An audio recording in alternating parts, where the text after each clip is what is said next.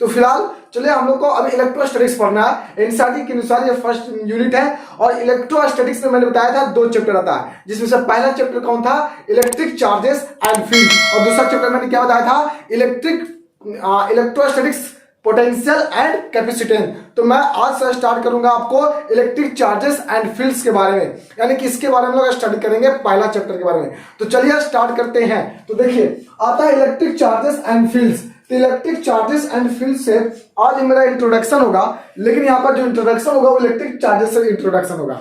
तो आखिर में ये इलेक्ट्रिक चार्ज क्या होती है, तो सवाल ये आता है। तो चलिए हम ध्यान से देखिएगा कि चार्ज क्या होता है। तो चार्ज का मतलब होता है ना कि दुनिया का कोई भी मटेरियल हो, दुनिया का कोई भी सब्सटेंस हो, वो हर एक सब्सटेंस के पास एक चार्ज है, पक्का चार्ज है। दुनिया का ऐसा कोई सब्सटेंस है नहीं जिसके पास चार्ज नहीं होगा, लेकिन हाँ 0 कूलम चार्ज जरूर होगा। क्योंकि देखिए अगर कोई बॉडी चार्ज करता है इसके पास कोई चार्ज नहीं है, ये कहना गलत है, क्योंकि दुनिया का हर एक ऑब्जेक्ट के पास चार्ज होता है। देखिए चार्ज हमेशा 3 तरह से हो सकता है बॉडी पर, ठीक है मैं बताता हूं, ध्यान सुनिएगा। पहला किसी बॉडी पर पॉजिटिवली चार्ज होगा, दूसरा नेगेटिवली चार्ज होगा, और तीसरा 0 चार्ज होगा। मतलब चार्ज की वैल्यू पॉजिटिव भी हो सकता है, नेगेटिव भी हो सकता है और 0 भी हो सकता है। तो क्या जिस बॉडी पर क्या होगा 0 चार्ज होगा, क्या उस पर किसी भी प्रकार का नेगेटिव पॉजिटिव चार्ज नहीं होगा? होगा। तो सर 0 चार्ज कैसे हुआ, तो सुनिए कैसे हुआ।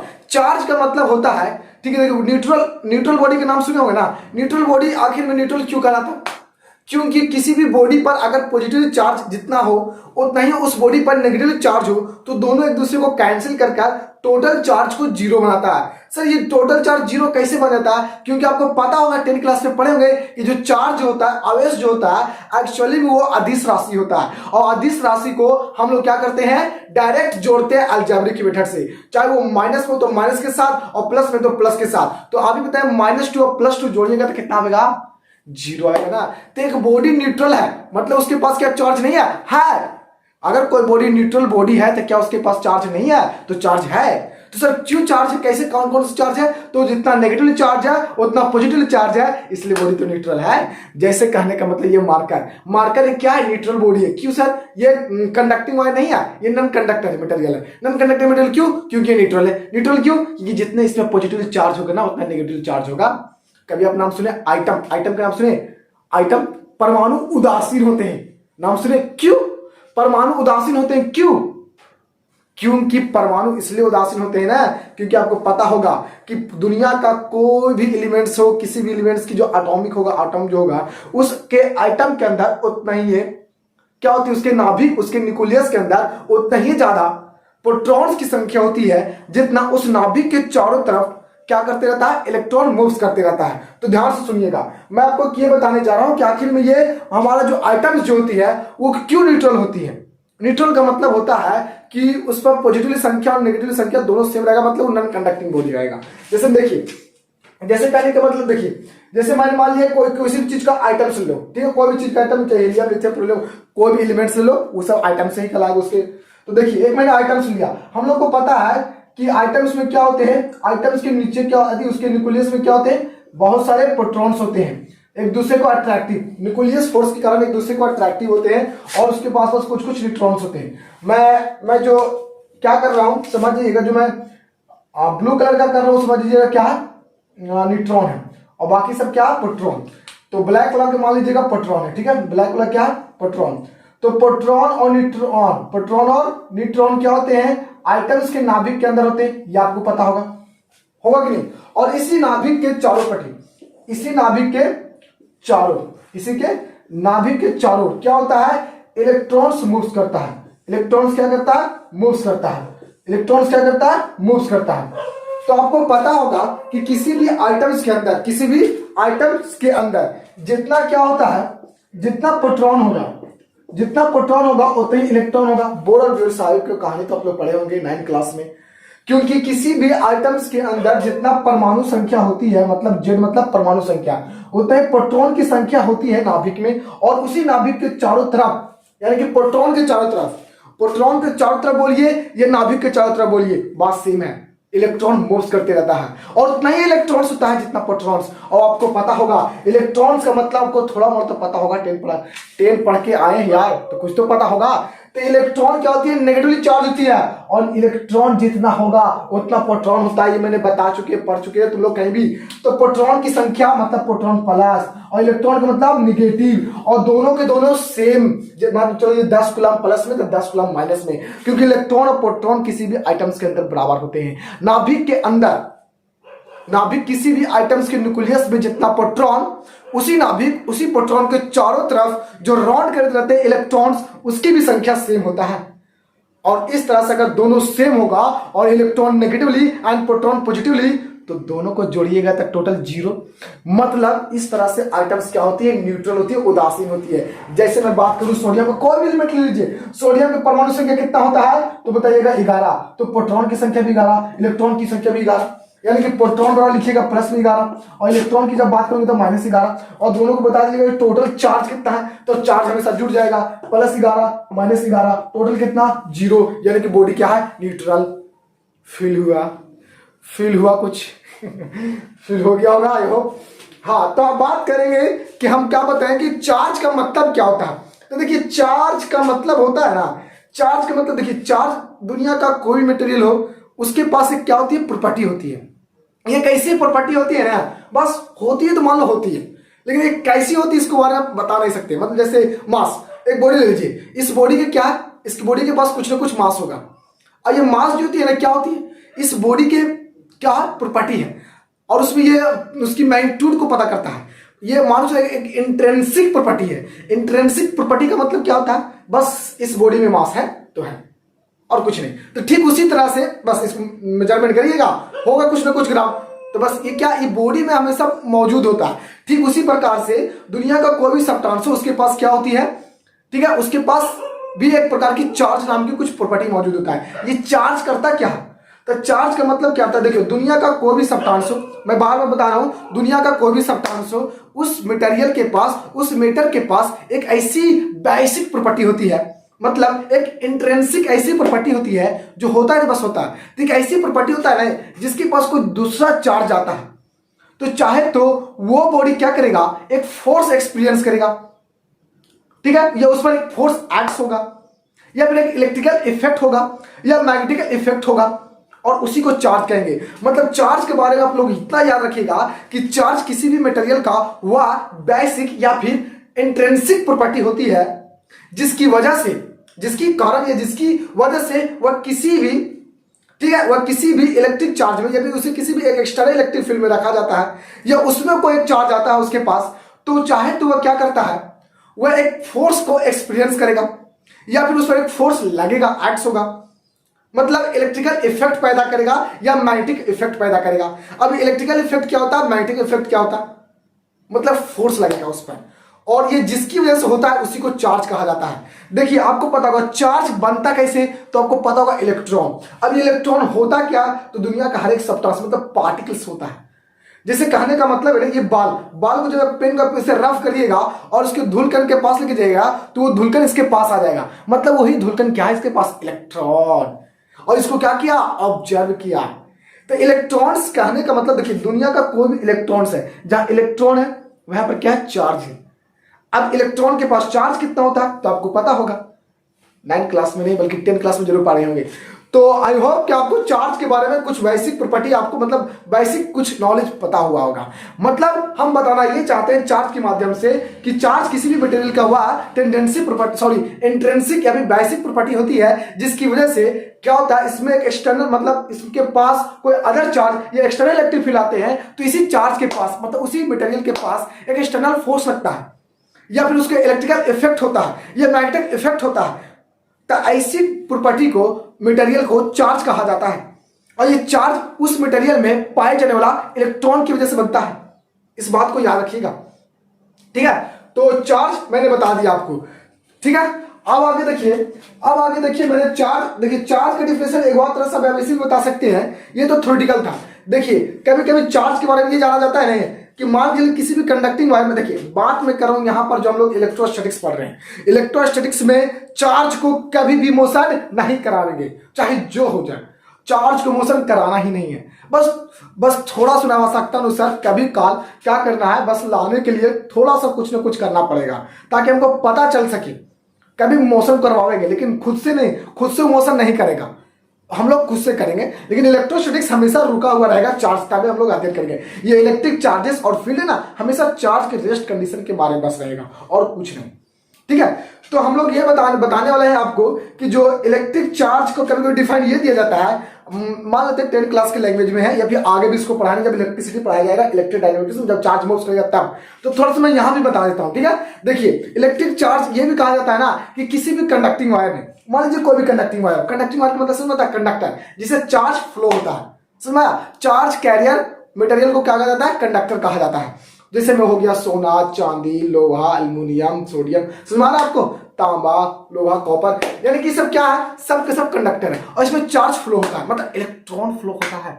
इलेक्ट्रॉन को फ्लो होने से चार्ज का फ्लो होता है। और चार्ज जब भी फ्लो होता है, याद रखिएगा, जब भी चार्ज गति किया तो हमेशा इलेक्ट्रिक करंट पैदा होगा उस कंडक्टिंग वायर में।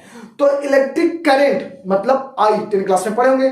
तो किसी भी कंडक्टिंग वायर में या किसी भी कंडक्टर में कितना आप क्या कर रहे हैं, इलेक्ट्रिक करंट को फ्लो रहा है कितना देर तक के लिए। जैसे मैंने यहाँ पर क्या किया, मैंने बल्ब जलाया हूं। अब जब यहाँ पर मैंने बल्ब जलाया हूं तो ये बल्ब जो जल रहा है, ये जो बल्ब जल रहा है उस क्यों जल रहा है, क्योंकि कंडक्टिंग वायर जो तार लगा हुआ उस तार में क्या जा रहा है, उस तार में जा रहा है इलेक्ट्रॉन का फ्लो हो रहा है, मतलब इलेक्ट्रॉन गति कर रहा है तो करंट हो रहा है।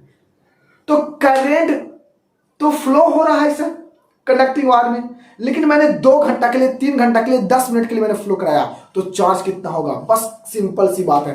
अब कितना चार्ज कंडक्टिंग वायर में फ्लो करा है, सिंपल सी बात है। मान लीजिए किसी कंडक्टिंग वायर में 2 एम्पीयर की धारा बह रहा है 3 मिनट के लिए, तो 4 चुटकियों में निकाल सकते हैं 6 कूलम। नहीं समझ में आया, यानी कि चार्ज बराबर होता है Q बराबर आई टी, Q बराबर I T. I is the electric current और T is the time taken, कितने तक तुमने क्या किया कंडक्टिंग वायर में करंट पाया। ना समझ में आ रहा है सर, अरे बबुआ ये क्या है, तार है, तार का मतलब कंडक्टिंग वायर है, इसमें करंट पाया 2 एम्पीयर की, कितना देर खाती, 2 घंटा में खाती कि 2 मिनट खाती, जितना मन करे। मान लेते हैं ना किस कंडक्टिंग वायर में, मान लेते हैं इस कंडक्टिंग वायर में, ठीक है, 2 एम्पीयर की धारा बह रहा, 2 सेकंड के लिए बह रहा, तो बताइए किसमें चार्ज कितना फ्लो हो रहा होगा। तो 2 और 2 गुना कर देंगे तो कितना हो जाएगा आपका 4, 2 और 2 गुना कर दीजिएगा तो 4 कूलम इसका क्या हो जाएगा, चार्ज हो जाएगा। तो इलेक्ट्रिक चार्ज मैं आपको जितना समझाया हूं उस चीजों को समझिएगा, ठीक है ना। इलेक्ट्रिक चार्ज का मतलब यही होता है कि वो कोई मटेरियल ले लो, यहाँ पर मैंने एक मटेरियल ले लिया, समझिएगा ठीक है ना। यहाँ पर मैंने एक मटेरियल ले लिया, ठीक है। अब ये मटेरियल कोई भी एक सब्सटेंस है, एक मटेरियल ले लिया, मटेरियल, और इस मटेरियल का, इस मेटल का एक ऐसी इंट्रिंसिक या बेसिक प्रॉपर्टी होगी जो क्या करेगा, मान के कुछ इसके पास कुछ मैंने एक्सटर्नल क्या इलेक्ट्रिक फील्ड या कुछ भी डाल दिया, तो यहाँ पर मैंने क्या किया, एक अलग से मैंने इसके पास एक कान लेके गया, तो इस कान को देखे नहीं तो क्या वो इसके पास अट्रैक्ट हो गया। ओ माय गॉड, क्यों, क्योंकि शायद इसके पास एक ऐसी गुण है जो किसी चीज को अट्रैक्ट करता है, और जिस गुण की वजह से अट्रैक्ट करता है उसी को चार्ज कहते हैं। समझ में आया, हाँ। तो देखिए मैं वही लिखा हूं, electric charge it is the intrinsic या basic property of the material due to which it exerts या experiences इलेक्ट्रिकल या magnetic effects is called electric charge. दूसरा देखिए, दूसरा डिफरेंशियल जिसमें चार्ज फ्लो करेगा, हम लोग इसके बारे में नहीं करते, फिर भी आपको मैं दे देता हूं ताकि कोई दिक्कत नहीं हो। ये दोनों एक ही चीज है, मतलब देखिए मेरा ये जो है चार्ज या स्टैटिक्स है, लेकिन ये मोशन करते समय चार्ज का निकालने का फॉर्मूला होता है Q बराबर आई टी होता है, जो आप 10 क्लास में पढ़ेंगे। लेकिन यहाँ पर चार्ज कंडक्टिंग वायर में क्या कर रहा होगा, कंडक्टिंग वायर में फ्लो कर रहा होगा। चार्ज क्या कर रहा होगा, फ्लो, चार्ज मतलब इलेक्ट्रॉन फ्लो कर रहा होगा। लेकिन सर आप तो पढ़ा रहे हैं इलेक्ट्रोस्टैटिक्स, तो मैं अलग से दे रहा हूं ना, रख लो ना, क्या जाता है, बस यहाँ पर समझ लेना कि चार्ज मोशन करता है सर, नहीं तो फिर कैसे निकलेगा Q बराबर आई टी। आई कब बनता है, करंट कब बनता है, जब कंडक्टिंग वायर में इलेक्ट्रॉन को फ्लो कराते हो, और इलेक्ट्रॉन को फ्लो करते हो मतलब चार्ज का फ्लो। लेकिन पढ़ रहे हैं इलेक्ट्रोस्टैटिक्स सर, मतलब इलेक्ट्रो मतलब चार्ज, स्टैटिक्स मतलब रुका हुआ, एट द रेस्ट मतलब यानी कि चार्ज रेस्ट में, तो फ्लो क्यों मैं अलग से दे रहा हूं, समझ में आ रहा ना। तो देखिए क्या होता है इलेक्ट्रिक चार्ज, लिखे हैं it is defined as the product of flowing electric current, मतलब I in the conducting wire, मतलब conductor, and the time taken in the flowing current is called electric charge. मतलब इलेक्ट्रिक चार्ज का मतलब हम ये बताना चाहते हैं कि किसी भी कंडक्टिंग वायर में फ्लो होने वाली करंट की मैग्नीट्यूड और कितने समय के लिए उसी कंडक्टिंग वायर में फ्लो कर रहे हो, क्या करेंट, वही टाइम टेकन और करंट की मैग्नीट्यूड को गुना कर दो प्रोडक्ट, तब आपको निकल जाएगा इलेक्ट्रिक चार्ज। यानी कि Q बराबर I T, जहां Q is the magnitude of electric charge and I is the flowing of electric current and T is the time taken in flowing of the electric current the conducting wire. समझ में आया कुछ? अब इसकी importance point समझते हैं, इसकी importance point समझते हैं। देखिए इंपॉर्टेंस पॉइंट्स क्या है, लिखें क्या, it is denoted by Q, बड़ा Q या छोटा Q। चार्ज को हम लोग दिखाते कैसे हैं, जैसे आप लोग फोर्स के बारे में सुनोगे, फोर्स को कैसे दिखाते हैं, F से, तो चार्ज को कैसे दिखाते हैं, कैसे, Q से। जहां Q लिखा रहा है ना, जहां पर छोटा Q और बड़ा Q, तो हमेशा चार्ज समझेंगे, चार्ज, इलेक्ट्रिक चार्ज। ये इलेक्ट्रिक चार्ज होता क्या, मटेरियल का प्रॉपर्टी, जिसका करता क्या, इलेक्ट्रिकल या मैग्नेटिकल इफेक्ट एक्सपीरियंस करता है। समझ में आया? हाँ, तो इलेक्ट्रिक चार्ज का डिनोटेड Q, बड़ा Q या छोटा Q कर दो ना, बड़ा Q या छोटा Q। अगर मजा आ रहा है तो प्लीज कमेंट करिए और थंब जरूर दीजिए, दिल भी दीजिए, ठीक है ना। हाँ, तो क्या करते हैं, इलेक्ट्रिक चार्ज को हम लोग बड़ा Q और छोटा Q से डिनोट करते हैं, सिंपल सी बात है, मतलब याद कर लो ना। हाँ, SI यूनिट कूलम। हाँ, अब देखिए जितनी भी फिजिकल क्वांटिटी होते हैं ना फिजिक्स में, हर एक का क्या होता है, यूनिट होता है, चाहे तो वह यूनिट SI हो, CGS हो, MKS हो, और क्या होता है FS, FPS, यानी कि किसी प्रकार का स्टैंडर्ड यूनिट हो। तो हर एक चीज का फिजिकल क्वांटिटी का स्टैंडर्ड यूनिट है, क्योंकि फिजिकल क्वांटिटी तभी हो सकता है जब किसी भी चीज को मेजरमेंट किया जा सके। तो देखिए चार्ज को मेजरमेंट किसमें करते हैं सर, तो कूलम में करते हैं सर। यानी कि ये unit of charge, unit of charge, यानी कि इट्स मतलब इसका यूनिट क्या होता है, कूलम होता है, कूलम जिसे C से लिखते हैं, किससे, C से लिखते हैं। अब देखिए तीसरी पॉइंट में लिखा है it's base unit. Base unit का मतलब फंडामेंटल यूनिट। फंडामेंटल यूनिट मतलब वैसा यूनिट होता है जिसमें सारा फंडामेंटल क्वांटिटी आता है।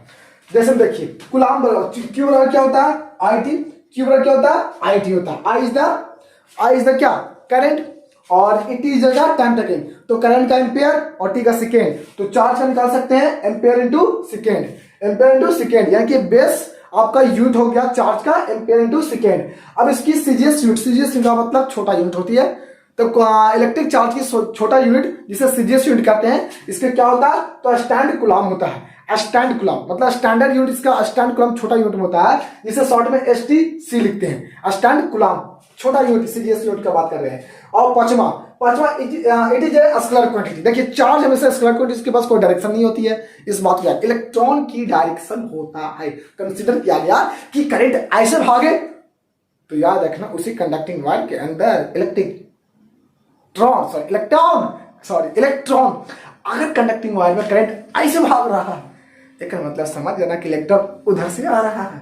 अगर इलेक्ट्रॉन उधर से नहीं आए तो ये इधर से नहीं जाएगा, हेरा फेरी होता है कंडक्टिंग वायर में। कहता बाबू हम तभी तोड़ा देने आए वो जब तू हमरा देने आई नहीं। कौन, इलेक्ट्रॉन।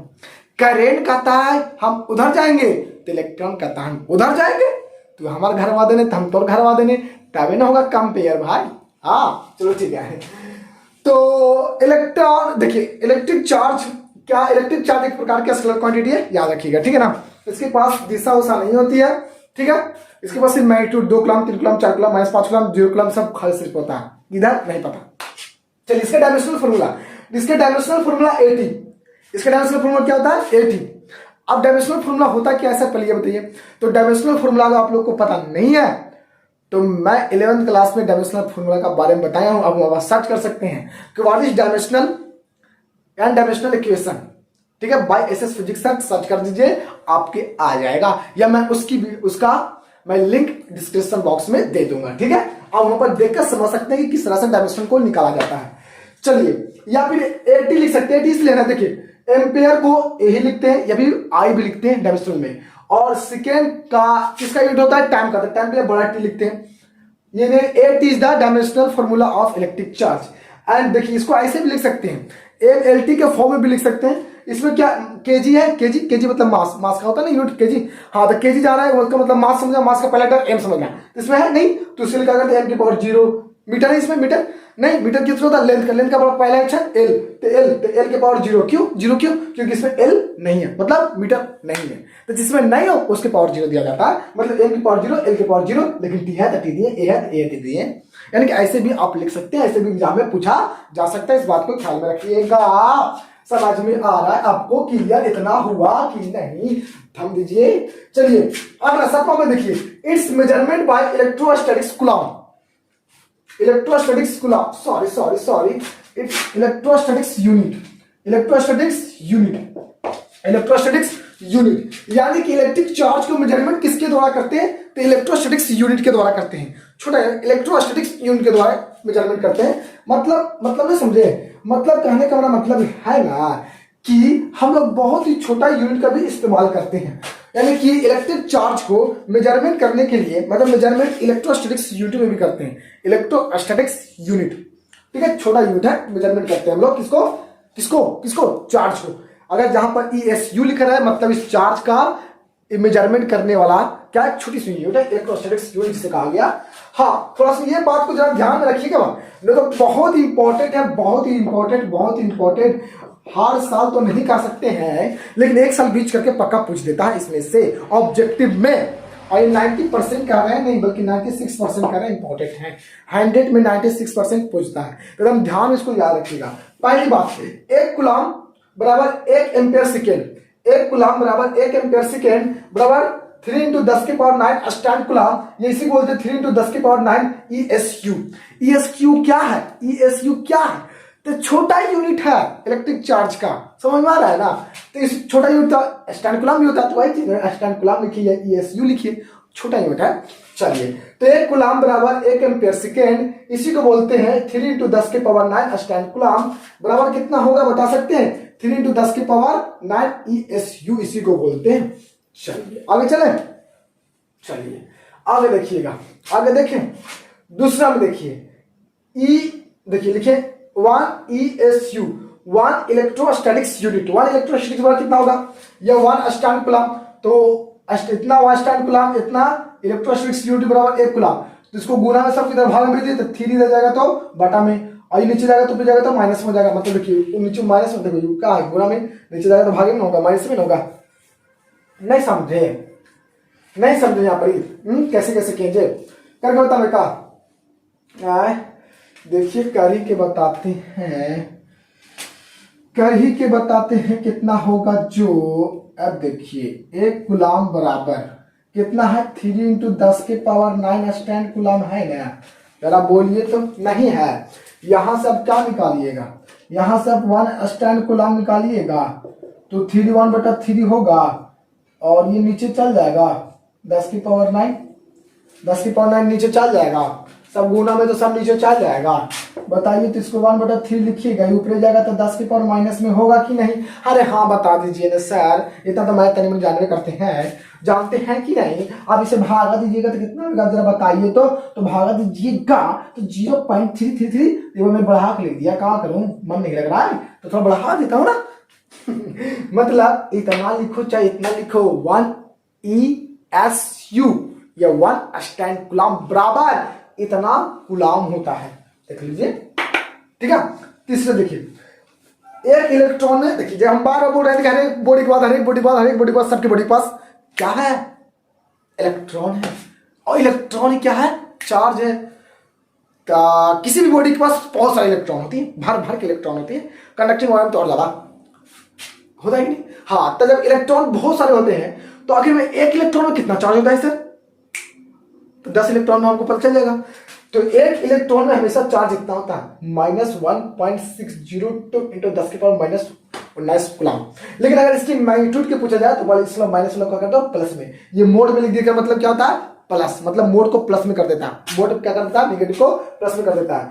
तो हम लोग जब भी क्वेश्चन को बनाते चलेंगे ना, तो हमेशा क्या करेंगे, प्लस का इस्तेमाल करेंगे। इंडिकेटिव क्यों दिए दोस्तों, नहीं ऐसे तो नहीं चलता, नेगेटिव पहचान बताता है ना कि ये इलेक्ट्रॉन है।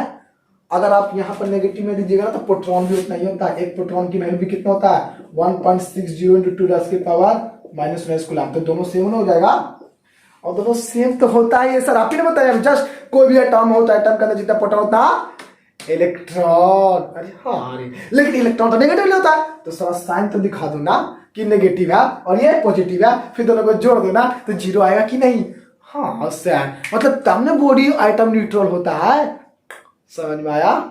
हाँ, तो आपको अब इस तरह से एक कूलम की भी निकाल सकते हैं कि एक कूलम में कितना इलेक्ट्रॉन होता है। तो देखिए क्या है यहाँ पर, ये गुना सबके दबाएंगे तो भागा, पूरा हल करोगे कितना जाएगा 6.25 इंटू 10 की पावर 18 प्लस में इलेक्ट्रॉन, यानी कि एक कूलम में कितना इलेक्ट्रॉन। जब एक इलेक्ट्रॉन में माइनस या भी प्लस में लिख सकते हो, एक इलेक्ट्रॉन में 1.602 इंटू 10 की पावर माइनस 19 कूलम हो सकता है, तो एक कूलम में कितना इलेक्ट्रॉन हो सकता है। इसे आप कैलकुलेशन करके हमको बताइए कि सही इतना आता है कि नहीं। अगर आएगा तो कमेंट जरूर करिएगा, ठीक है, मैं उसका रिप्लाई जरूर दूंगा। तो ये था आपको इलेक्ट्रिक चार्जेस के बारे में समझाने के लिए। आई होप कि आपको ये वीडियो बहुत ही पसंद आया होगा। तो ठीक है, चलते हैं अब हम अगले वीडियो की तरफ, उसके लिए आपको वेट करना पड़ेगा। Okay, good bye.